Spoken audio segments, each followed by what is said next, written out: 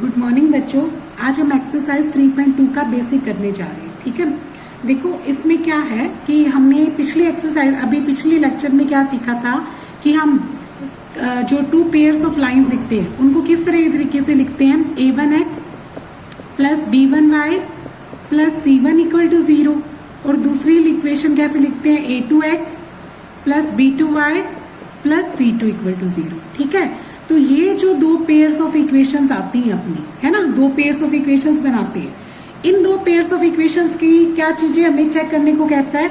एक तो ये पूछता है कि इसका ग्राफ कैसा बनेगा, ठीक है, और ऊपर से ये पूछता है कि ये कैसी हैं, कंसिस्टेंट पेयर ऑफ लाइंस हैं, यानी इनकी कंडीशंस हमें ध्यान में रखनी पड़ती है। ठीक है, तो इसकी जो डिफरेंट कंडीशंस हैं उसके बारे में बात करते हैं। देखो सबसे पहले आप इक्वेशंस जो बनती हैं तो उसके लिए क्या करो, सबसे पहले आप a1 बाय a2 निकाल के देखो, ठीक है, फिर b1 बाय b2 निकाल के देखो, फिर c1 बाय c2 निकाल के देखो। जो भी आपकी वैल्यूज होंगी उनको निकालो आप। ठीक है, जब ये निकालने के बाद फिर आपकी डिफरेंट कंडीशंस आएंगी बच्चों। ठीक है, कंडीशंस देखो, फर्स्ट कंडीशन क्या आती है कि a1 बाय a2 है, अगर हमारा b1 बाय b2 के इक्वल नहीं आता। पहली कंडीशन कौन सी है, जब a1 बाय a2 है वो b1 बाय b2 के इक्वल नहीं आता, तब हमारा ग्राफ कैसा बनता है, इंटरसेक्टिंग ग्राफ बनता है। ग्राफ कैसे बनता है, इंटरसेक्टिंग, यानी हमारी जो लाइंस बनेंगी वो कैसी बनेंगी बच्चों, इंटरसेक्टिंग। ठीक है, और इंटरसेक्ट कैसे करेगी बच्चों, एक पॉइंट पे इंटरसेक्ट करेगी, है ना। तो जब एक पॉइंट पे, जिस पॉइंट पे इंटरसेक्ट करेगी तो वही हमारा क्या बनेगा, सोल्यूशन बनेगा। वही क्या बनेगा, सोल्यूशन। तो अगर अपने को ग्राफ पूछे तो कैसा ग्राफ बनेगा, इंटरसेक्टिंग बनेगा, और अगर सोल्यूशन पूछे तो सोल्यूशन कैसा बताओगे, एग्जैक्ट वन सोल्यूशन। क्या बोलोगे, एग्जैक्ट वन सोल्यूशन, या आप क्या बोल सकते हो, इसको यूनिक भी बोल सकते हो। क्या बोलोगे, यूनिक सोल्यूशन। ठीक है, या तो यूनिक सोल्यूशन बोलो या क्या बोलोगे, एग्जैक्ट वन सोल्यूशन। ओके, सबसे पहले हमने a1 बाय a2 निकाल के देखा, b1 बाय b2 निकाल के देखा, c1 बाय c2 निकाल के देखा। अगर हमारे पहले दो बराबर नहीं आते तो कौन सी कैसे ग्राफ बनेगा बच्चों, इंटरसेक्टिंग, और सोल्यूशन क्या आएगा, एग्जैक्ट वन सोल्यूशन आएगा। इसके अलावा इसके साथ साथ वो हमसे क्या पूछता है, कंसिस्टेंसी भी पूछता है। कंसिस्टेंसी का मतलब ये जो दोनों इक्वेशंस है ये आपस में कैसे रिलेट करती हैं, तो उनका रिलेशन देखो, ये दोनों आपस में रिलेट करगी, एक पॉइंट पे कट करगी, तो यहाँ पे कंसिस्टेंसी होती है। ठीक है, तो इनको हम क्या बोलेंगे, कंसिस्टेंट पेयर ऑफ लाइंस। क्या बोलेंगे, कंसिस्टेंट पेयर ऑफ लाइंस। ठीक है, तो इन लाइंस को क्या बोलेंगे, consistent pair of lines. Okay, पहली कंडीशन याद रखना, अगर आपका a1 bye a2 not equal आता है। अब देखो कि हो सकता है कि a1 बाय a2 बराबर आ जाए b1 बाय b2 के। ठीक है, जब ये दोनों बराबर आ जाए तो आपने c1 बाय c2 भी चेक करना है। पहली कंडीशन में आपने c1 बाय c2 की वैल्यू बराबर आती है या नहीं आती है तो वो चेक नहीं करनी है। ठीक है, सिर्फ इतना ही चेक करना है कि a1 बाय a2 इक्वल है कि नहीं है b1 बाय b2 के। ठीक है, अगर दूसरी कंडीशन में क्या होगा, a1 बाय a2 अगर b1 बाय b2 के इक्वल आ जाता है तो तीसरा भी देखते हैं, हो सकता है कि ये बराबर हो और हो सकता है कि बराबर ना हो। ठीक है, तो हमारे पास दो केस आएंगे। ठीक है, एक तो आएगा कि ये जब दोनों बराबर होंगे, और दूसरा केस कौन सा बनेगा कि जब a1 बाय a2 बराबर हो b1 बाय b2 के, बट c1 बाय c2 इसके इक्वल ना आता हो, तब देखो क्या आएगा। ठीक है, इस कंडीशन में देखो, पहले जब तीनों बराबर आ जाते हैं, जब तीनों बराबर आ जाते हैं तो इसका ग्राफ कैसे बनता है बच्चों, एक ही लाइन बनता है, यानी एक जैसी दोनों लाइनें बन जाएंगी। दोनों लाइनें क्या बनेगी, सेम वैल्यूज निकालेंगी। ये लाइन भी एक जैसी वैल्यू निकालेगी और ये लाइन भी एक जैसी वैल्यू बनाएगी, तो आप ग्राफ क्या बनाओगे, एक ही लाइन बना दोगे, यानी एक लाइन के ऊपर दूसरी लाइन आ गई।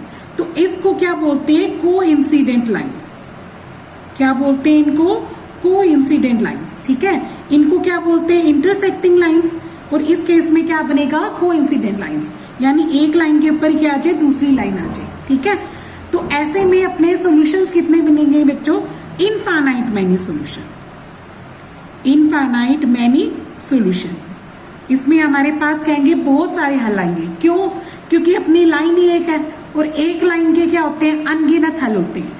यानी उन सिचुएशन में हमारे पास बहुत सारे आंसर्स आएंगे, ठीक है। तो अब इसके बाद दूसरी बात कंसिस्टेंसी, हाँ इसमें भी कंसिस्टेंसी होती है क्योंकि एक दूसरे के साथ उनकी एक बॉन्डिंग है, वो एक दूसरे के ऊपर आ गई है ना। तो यहाँ पे लिखेंगे कंसिस्टेंट पेयर ऑफ लाइंस। ये भी क्या आएंगी बच्चों, कंसिस्टेंट पेयर ऑफ लाइंस बनेंगी। ओके, अब तीसरी कंडीशन मैंने क्या कही कि मान लो C1 बाय C2 बराबर नहीं आता, अगर A1 बाय A2 तो चलो B1 बाय B2 के बराबर है, बट C1 बाय C2 बराबर नहीं आता। जब ये बराबर नहीं आता ना तो बच्चों कैसा ग्राफ बनेगा अपना, दोनों लाइन पैरेलल चलेंगी, दोनों लाइन क्या आएंगी पैरेलल। तो हमारा ग्राफ क्या बनेगा, पैरेलल लाइंस वाला ग्राफ। कैसा बनेगा, पैरेलल लाइंस का। और ऐसे केसेस में क्या होता है, कोई भी सोल्यूशन नहीं है उस समस्या का, उस प्रॉब्लम का कोई सोल्यूशन नहीं है, तो आप क्या लिखोगे, नो सोल्यूशन। इसमें क्या आएगा अपना, कोई भी सोल्यूशन नहीं आएगा, ठीक है। तो जब दोनों आपस में लाइन को टच भी नहीं करती, ठीक है, तो ऐसे में हमारा कोई सोल्यूशन भी निकलता, तो ये इनकंसिस्टेंट है, यानी दोनों बातों का कोई मतलब नहीं बनता। तो जैसे अपने को कंडीशंस देता है ना, फर्स्ट कंडीशन से पहली लाइन बनती है, दूसरी कंडीशन से दूसरी बनती है, तो ये जो पेयर ऑफ लाइंस बनी वो इनकंसिस्टेंट है, यानी आपस में कोई भी रिलेशन नहीं है, आपस में कोई बॉन्डिंग नहीं है। एक कुछ और बात कह रहा है, एक कुछ और बात कहता है, तो दोनों बातों का कोई एक हल नहीं निकलता है ना। तो इसलिए वो क्या बनती है, इनकंसिस्टेंट बनती है, ठीक है। ये क्या बनेगी, inconsistent pair of lines. Okay, इसके बाद आज हमने क्या सीखना है, हमने ग्राफिक, हम सॉल्यूशंस निकालेंगे। तो हमने इक्वेशन के सॉल्यूशंस है, सॉल्यूशंस ऑफ इक्वेशंस, इसके बारे में बात करते हैं। सॉल्यूशन ऑफ इक्वेशंस में क्या करते हैं बच्चों, दो तरीके से बात करते हैं। एक तो करते हैं ग्राफिकली, आप ग्राफिकली सॉल्यूशंस निकालेंगे, और दूसरा क्या होगा, अलजेब्रिकली।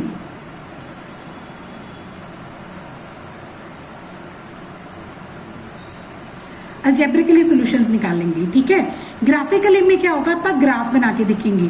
तो हो सकता है कि जैसे भी अपना ग्राफ इंटरसेक्टिंग भी बन सकता है, हो सकता है कि पैरेलल बने, या हो सकता है कि एक दूसरे के ऊपर आ जाए, ऐसे ग्राफ बन सकते हैं। और अलजेब्रिकली क्या होते हैं, तीन मेथड से सॉल्यूशंस निकालते हैं बच्चों, ठीक है। तीन मेथड कौन कौन से होते हैं, पहला मेथड होता है हमारा सब्स्टिट्यूशन मेथड,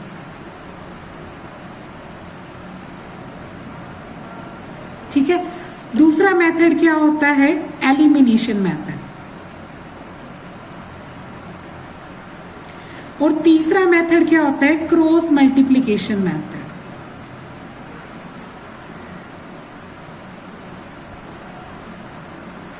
ठीक है, अब क्रॉस मल्टीप्लिकेशन मेथड हमारे आउट कर दिया गया है, ये हमारे सिलेबस में नहीं है, तो हम ये इस मेथड को नहीं सीखेंगे, बाकी दोनों मेथड सीखेंगे। ओके, नेक्स्ट बच्चों एक्सरसाइज 3.2 खोलो, देखो क्या कहता है। पहला क्वेश्चन पढ़ो, क्या कहता है, form the pair of linear equation in the following problem, find their solution graphically. यानी आपको एक सिचुएशन दे रखी है, उस सिचुएशन को आपने सोल्व करना है, और कैसे सोल्व करना है, ग्राफिकली। मीन्स आपने इक्वेशंस बनानी है, फिर इक्वेशंस को सोल्व करके क्या बनाना है, ग्राफ बनाना है, ठीक है। ग्राफ हमें बताएगा कि इस ऐसे इक्वेशंस का क्या सॉल्यूशन निकलता है, ठीक है। तो देखो क्या करते हैं, सबसे पहला फर्स्ट का फर्स्ट पार्ट करते हैं, पढ़ो क्या कहता। 10 students of class 10 took part in mathematics quiz. आपके पास 10 बच्चे हैं जो मैथ क्विज में पार्टिसिपेट कर रहे हैं, ठीक है। If the number of girls is 4 more than the number of boys, find the number of boys and girls who took part in the quiz। आपके पास क्या कंडीशन दे रखी है, एक तो टोटल 10 बच्चे ही हैं 10th क्लास की, और दूसरी कंडीशन क्या दे रखी है, जो गर्ल्स है ना वो 4 मोर है, बॉयज से कितनी ज्यादा है बच्चों, 4 ज्यादा है, ठीक है। तो देखो आप पहले दोनों को अलग अलग मान लेते हैं, लेट लिखते हैं, लेट नंबर ऑफ बॉयज, अगर बॉयज बच्चों आप x मानते हैं तो गर्ल्स क्या मान लेते हैं,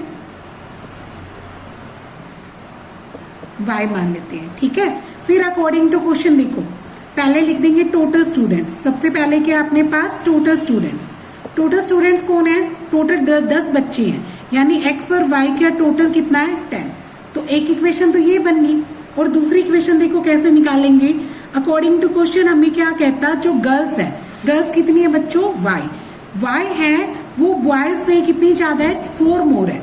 इट मीन्स एक्स में अगर 4 जोड़ दे तो वो गर्ल्स की संख्या आ जाएगी, है ना।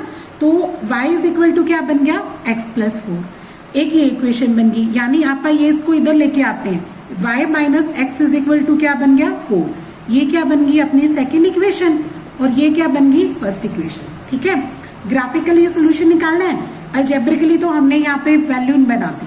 अब ग्राफ के लिए क्या करेंगे, 2 वही बॉक्स बनाते हैं ना आप, वैसे करते हैं। पहली इक्वेशन यहाँ लिख लो, x plus y is equal to 10, और दूसरी इक्वेशन यहाँ लिख लो, y minus x is equal to 4। ठीक है, यहाँ से आप वैल्यूज निकालेंगे। अगर देखो बच्चों यहाँ पे y है, y की वैल्यू क्या बनेगी, x उधर जाके माइनस कर दें। अब डिफरेंट वैल्यूज निकाल सकते हो ना। अगर आप x 0 मानते हैं, x को क्या मानते हैं 0, तो बताओ y की वैल्यू क्या आ जाएगी, 10 माइनस 0 यानी 10। एक तो ये बन गया आंसर। फिर x की वैल्यू अगर आप 2 या 5 कुछ भी पुट करते हैं, मान लो 5 पुट करते हैं तो y की वैल्यू कितनी आ जाएगी, 10 माइनस 5 यानी 5। एक ये निकल गया। बस 2 सोल्यूशन बहुत है, इतने सोल्यूशंस निकाल लेना, है ना। इसका बॉक्स बना लो और इसको ऐसे लिख लो, इधर लिख दो x, इधर लिख दो y। यहाँ पे देखो x अगर 0 है तो y की वैल्यू क्या है 10, x अगर 5 है तो y की वैल्यू क्या है 5। एक तो ये बन गया। अब इधर आओ, यहाँ से देखो y की वैल्यू निकल सकती है आसानी से, क्योंकि x उधर जाके प्लस का हो सकता है, या फिर आप 4 इधर लाके माइनस कर सकते हो, जैसे मर्जी कर लो। मान लो y इज इक्वल टू क्या बन गया, x उधर जाके प्लस हो गया तो x प्लस 4 बन गया। अब x की वैल्यूज डिफरेंट भरते जाओ। मान लो x अगर आप 0 भरते हैं, है ना, तो अपना y कितना आता है बच्चों, 0 प्लस 4 करके 4 आ गया। ठीक है, फिर x की वैल्यू कुछ और भर के देखो। मान लो x की वैल्यू आप क्या भरते हैं, 2 भरते हैं, 3 भरते हैं, 1 भरते हैं। मान लो x 1 भरते हैं तो y की वैल्यू कितनी आ जाएगी, 1 प्लस 4 यानी 5। 1 प्लस 4 यानी 5। ओके, तो आप इसका बॉक्स बनाओ, इधर लिखो x, इधर लिखो y। x अगर 0 है तो y की वैल्यू कितनी आई 4, और x अगर 1 भरते हैं तो y की वैल्यू कितनी आती है 5। ऐसे आ गया। अब आप क्या करते हैं, दोनों का क्या बनाते हैं, ग्राफ। तो ग्राफ बनाते हैं दोनों लाइंस को ये रिप्रेजेंट करने के लिए। ये कौन सी लाइन है, x plus y is equal to 10 वाली, और ये कौन सी लाइन है, y minus x is equal to 4 वाली। ठीक है, अब दोनों लाइंस का क्या बनाते हैं, ग्राफ। ग्राफ बनाने के लिए देख लो, y हमने को 10 चाहिए और x अपने को मिनिमम 5 तक चाहिए, तो आप ऊपर की तरफ ज़्यादा बना देंगे, y थोड़ा सा बड़ा बना देते हैं। ठीक है, देखो y आप थोड़ा सा लंबा ले लेते हैं, ये अपनी y एक्सेस हो जाएगी, और ये वाली x एक्सेस बनाते हैं। 10 बॉक्सेस छोड़ देना, 1 2 3 4 5 6 7 8 9 10, मैंने एक फालतू छोड़ दिया। ठीक है, और ये इधर की तरफ क्या बना दी, x एक्सेस बना दी। ओके, अब इधर लिख दो x एक्सिस और ऊपर की तरफ लिख दो y एक्सिस।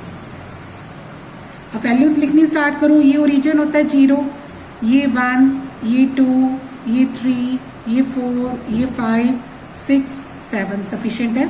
ऊपर की तरफ लिख दो 1 2 3 4 5 6 7 8 9 और लास्ट अपना 10 तक ले लिया अपनों ने। ठीक है, इधर एक आधा और लिख दो -1 और इधर भी -1 लिख दिया।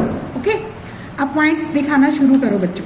पहला पॉइंट्स देखो क्या है, जब x 0 है तो y की वैल्यू क्या है 10, तो ये कौन सा वर्टेक्स बनेगा, ये वाला दिख रहा है ना, जहाँ x 0 होता है और y क्या होता है 10। ये कौन सा वर्टेक्स है, 0, 10। अब दूसरा देखो पॉइंट क्या कहता है, जब x की वैल्यू 5 है तो y की वैल्यू भी क्या है 5। x की वैल्यू 5 ये रही और y की वैल्यू 5 ये रही, ये वाला पॉइंट बनता अपना, बनता है ना। अब इसको ना लाइन बना दो, सीधा मिला दो ज्वाइन करके ऐसे।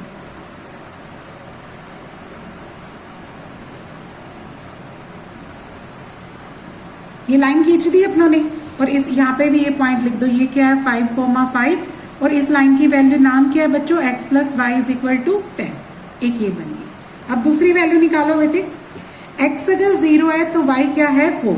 x अगर 0 ये होता है और y क्या है 4, ये वाला पॉइंट बनेगा। ये पॉइंट क्या है 0,4। दूसरा पॉइंट देखो x अगर 1 है तो y क्या है 5। x अगर 1 ये रहा, y क्या है 5 ये रहा, ये वाला पॉइंट है। ठीक है, इसको लिख दो 1,5। अब इसको भी मिला दो ऐसे,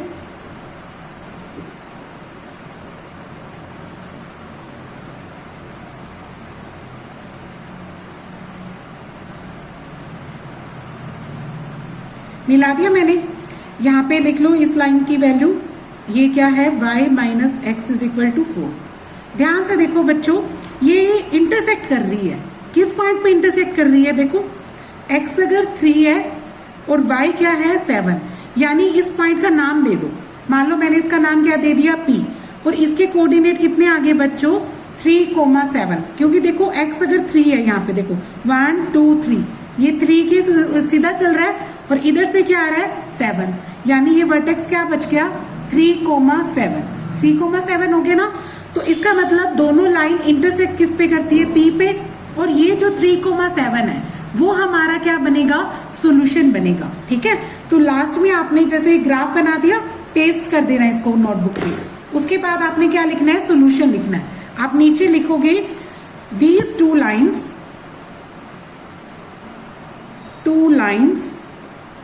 intersect at P 3,7, ठीक है, which is the required graphical solution। ठीक है, इट मीन्स इसका मतलब ये है कि बच्चों 3 क्या है लड़कों की संख्या और 7 क्या है लड़कियों की संख्या, तो ये अपना सोल्यूशन भी आ गया। ठीक है, तो ये इस तरीके से आपने इसको ग्राफ को रिप्रेजेंट करना है। ओके, सेकंड क्वेश्चन देखो बच्चों, फर्स्ट का सेकंड पार्ट क्या कहता है, देखो पढ़ो। 5 pencil and 7 pen together cost 50 rupees, whereas 7 pencil 5 pen together cost 46 rupees।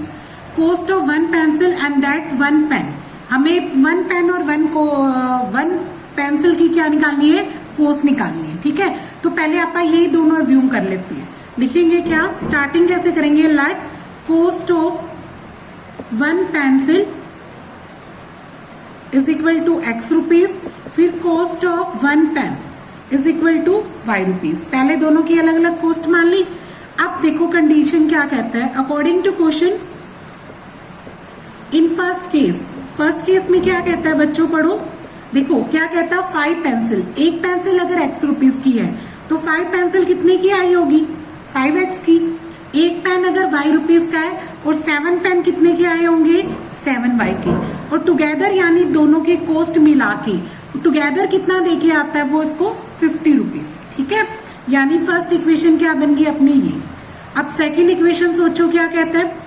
In second case पढ़ो, सेकेंड केस में क्या कहता, 7 पेंसिल लेके आया, 7 पेंसिल यानी 7x की आई, क्योंकि एक पेंसिल x की है तो 7 पेंसिल कितने की आई 7x की, प्लस कितने पेन है 5 पेन्स, तो 5 पेन कितने के आ जाएंगे 5y की, और इनकी टुगेदर कॉस्ट कितनी है 46 रुपीज। तो ये क्या आ गई अपनी सेकेंड इक्वेशन। ओके, अब क्या निकालते हैं, इनकी ग्राफ में पॉइंट्स निकालने हैं, तो आप इन दोनों के क्या निकालते हैं पॉइंट्स निकालते हैं। ठीक है, पहली बार लिखती है यहाँ पे first equation 5x plus 7y is equal to 50। आप 7y यही छोड़ दो और 5x इधर लाके क्या कर लो माइनस कर लो ना, 5x इधर आके क्या हो जाएगा माइनस का, और y की वैल्यू कितनी आ जाएगी बच्चों 50 माइनस 5x ओवर क्या आ जाएगा 7 आ जाएगा। ठीक है, अब सोच के ऐसी वैल्यू भरो ताकि अपना कटिंग भी हो जाए और 7 से डिवाइड भी हो जाए। ठीक है, तो हमने देखा कि अगर हम x की वैल्यू 3 भरते हैं, x की वैल्यू 3 भरते हैं तो 3 5 जा कितना हो गया 15, घटाएंगे तो 35 और आराम से 7 पे कट जाएगा, इसलिए मैंने x की वैल्यू क्या भरी 3। तो इसका मतलब y कितना आ जाएगा बच्चों 50 माइनस 5 इंटू 3 बाय 7, यानी 50 माइनस 15 बाय 7, काटेंगे 35 बाय 7 आया, काटोगे तो कितना आ गया 5, यानी y की वैल्यू कितनी आ गई बच्चों इस केस में 5। तो अगर 3 है तो एक क्या आ गया 5। एक और निकालो सोल्यूशन, एक सोल्यूशन आप इसका क्या ले लेते हैं, चलो x की वैल्यू आप 10 पुट करते हैं, तो 10 5 जा कितना हो जाएगा, 10 भरते हैं तो 10 5 जा कितना हो जाएगा 50, और 50 में से 50 गए कितना हो जाएगा 0। तो इसलिए जानबूझ के मैंने ये वैल्यू भरी। देखो x अगर 10 है तो y की वैल्यू क्या आएगी 50 माइनस 5 इंटू 10 बाई 7, तो ये बन जाएगा 50 माइनस 50 बाय 7, यानी ऊपर क्या आ जाएगा बच्चों 0 और नीचे क्या आएगा 7। तो 0 को 7 से डिवाइड करोगे तो आंसर क्या आएगा 0 ही आएगा ना। तो फिर इसका बॉक्स भी बना लो, ठीक है, ताकि आप इसकी वैल्यू दिखा सके। इधर लिख लो x और इधर लिख लो y। x देखो क्वेश्चन में 3 था आंसर, तो कितना आ रहा है 5। अगर आप 3 भरते हैं तो इसका y कितना आता है 5। अगर आप x 10 भरते हैं तो y कितना आता है यहाँ पे 0।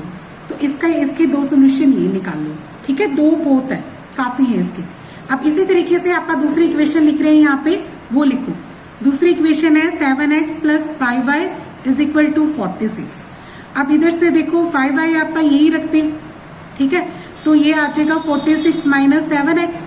y की वैल्यू कितनी आ जाएगी बच्चों 46 माइनस 7x ओवर 5, ठीक है।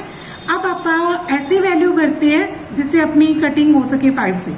तो देखो आइडिया लगाओ, x की वैल्यू अगर आप 2 भरते हैं तो भी नहीं, 3 भरते हैं तो बन रही है बात। हम यहाँ पे x की वैल्यू को क्या भरते हैं 3।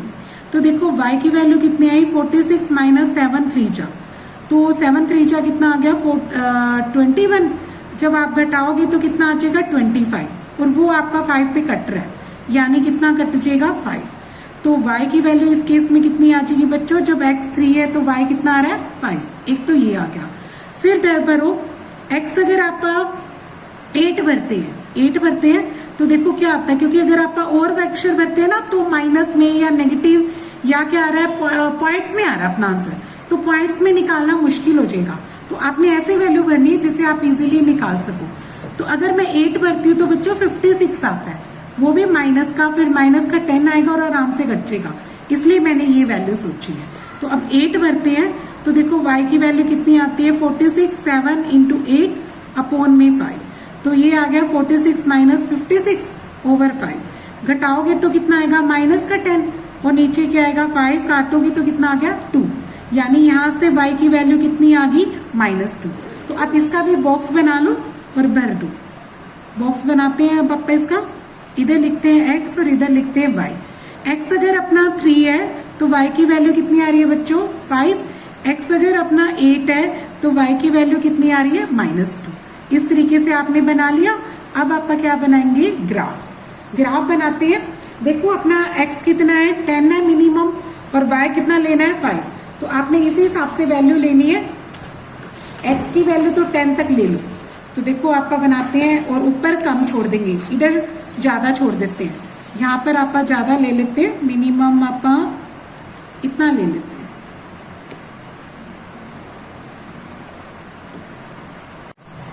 ग्राफ देखो बच्चों, ग्राफ के लिए पहले क्या करते हैं, इसी का ग्राफ देख रहे हैं आप, x की वैल्यू 10 तक लेनी है, तो मैंने मिनिमम इतनी ले ली है। इस तरीके से यहाँ पे ये वाली वैल्यू ले ली, और ऊपर की तरफ 5 बॉक्सेस है तो मैंने थोड़े से ज़्यादा छोड़े, ज़्यादा इतना आप ले लो, ऐसे बना लेते हैं यहाँ से, ठीक है।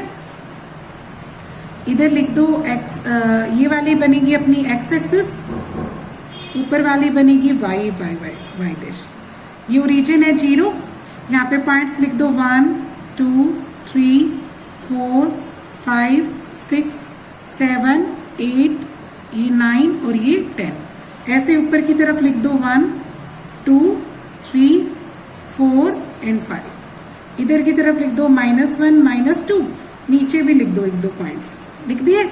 अब आप इसको ग्राफ पे दिखाते हैं कि देखते हैं पहली वैल्यू क्या है। ध्यान से देखो, ये ना फर्स्ट बॉक्स बनाया था, x अगर 3 है तो y कितना है 5। देखो x 3 ये रहा और y कितना है 5 ये रहा, तो एक पॉइंट तो 3,5 ये आ रहा है मेरा, सही है। अब दूसरा पॉइंट देखो, x अगर 10 है तो y कितना है 0, तो ये वाला मेरा पॉइंट आ रहा है 10,0। अब मैं इसको क्या करती हूँ, सीधी स्केल से लाइन खींच देती हूँ।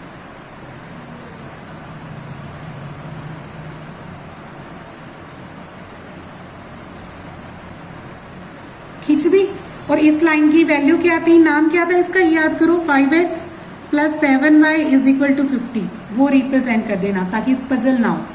नेक्स्ट देखो, ये वाली बनाने के लिए x3 y5 तो सेम पॉइंट आ गया, और दूसरा क्या है x8 है, x की वैल्यू क्या है 8 और y की वैल्यू क्या है -2। x8 ये रहा ना बच्चों, और -2 का है नीचे की तरफ देखो ये रहा ना, यानी ये पॉइंट क्या है 8, -2। तो अब इसको मिला, ये दो पॉइंट है ना अपने, तो इन्हीं दोनों पॉइंट्स को ऐसे मिला दो, मिला दिया। अब ये दो, इस पे कौन सी लाइन है, इस लाइन का नाम लिख दो, क्या है 7x plus 5y is equal to 46। ध्यान से देखो बच्चों, ये दोनों लाइंस किस पे कट कर रही है, इस पॉइंट पे ना, यानी 3 और 5। तो अपना सोल्यूशन क्या आएगा, यही 3 और 5 आएगा। ठीक है, इसको वही P पॉइंट दे दो। तो लास्ट में आप इसका आंसर लिखेंगे ना, तो उसको आप इसी वे में लिखेंगे आप लास्ट में इसका आंसर क्या बनेगा, both lines intersect at P 3,5. So graphically solution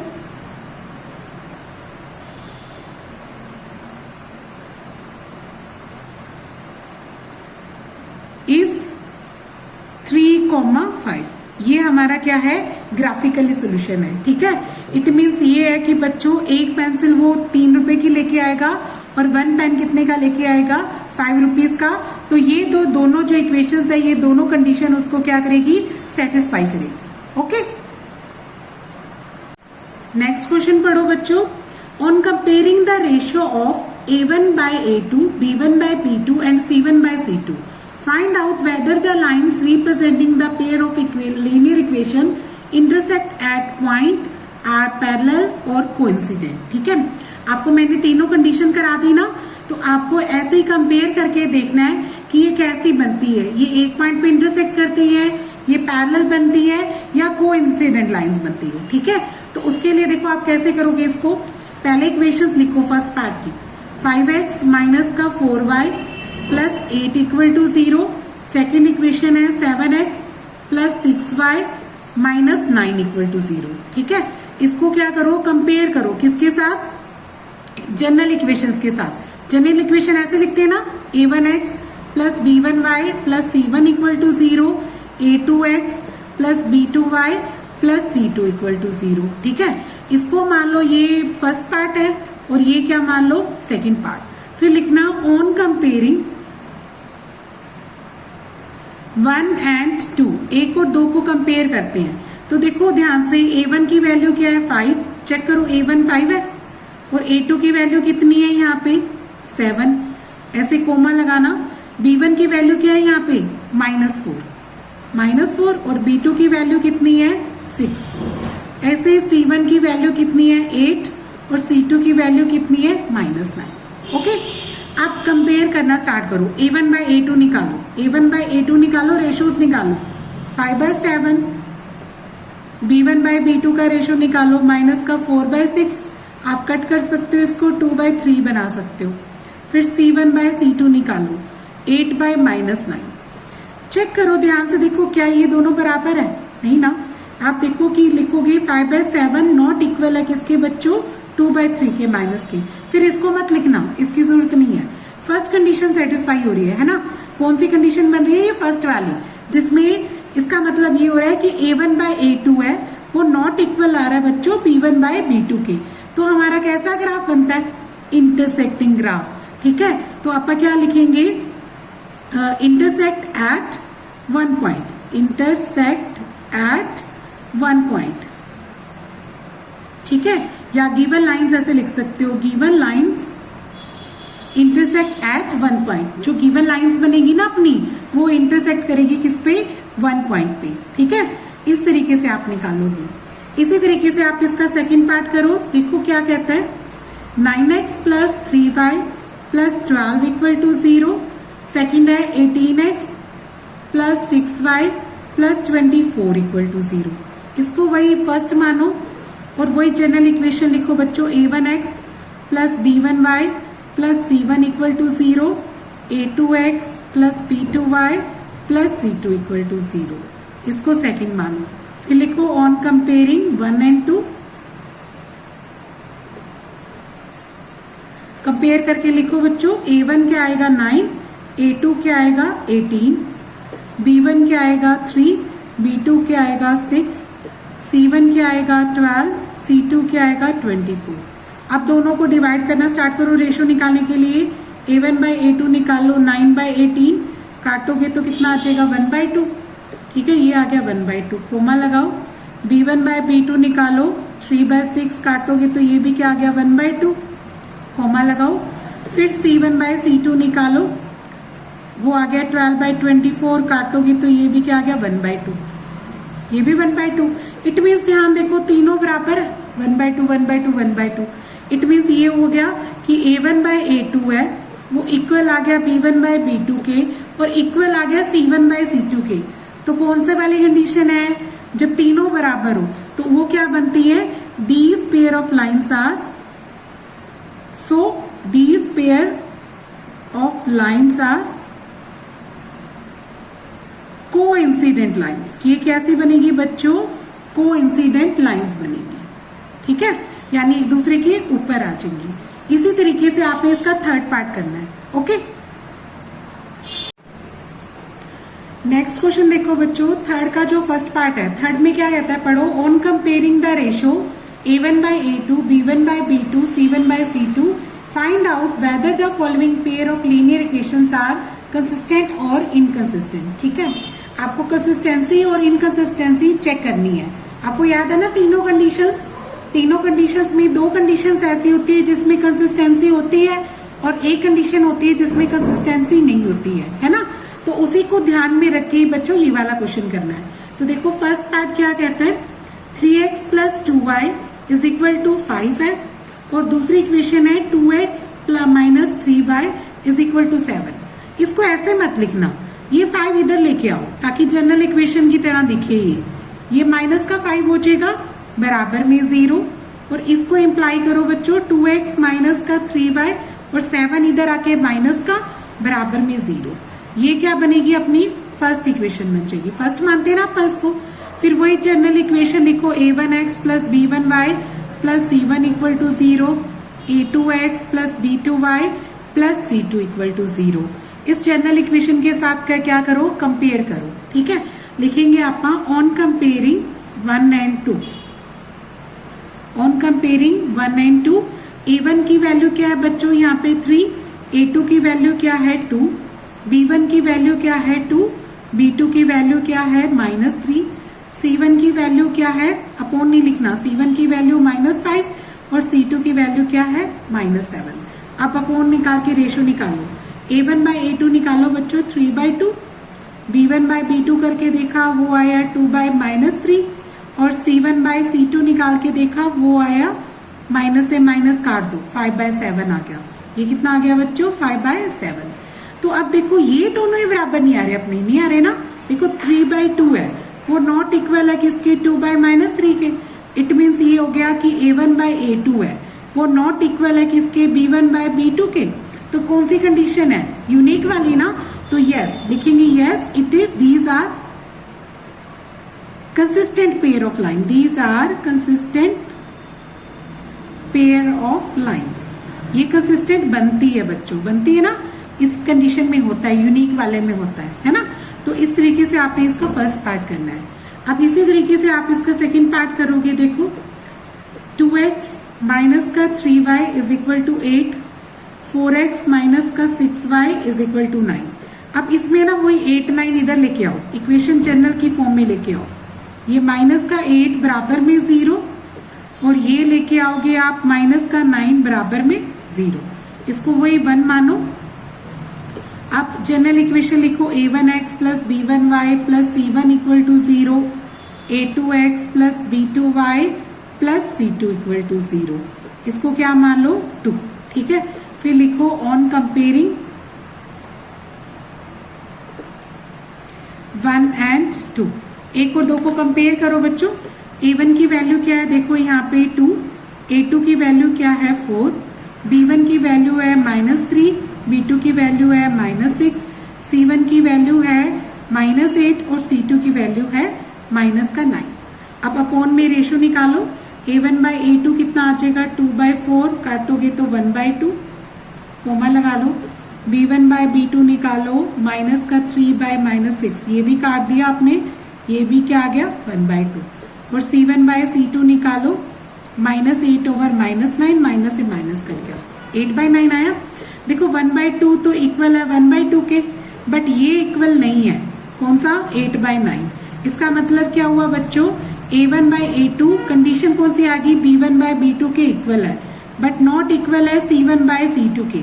ये तो पैरेलल लाइन वाली आ गई ना, पैरेलल लाइन में क्या होता है, नहीं होती ना कंसिस्टेंसी, तो क्या लिखेंगे, दीज आर इनकंसिस्टेंट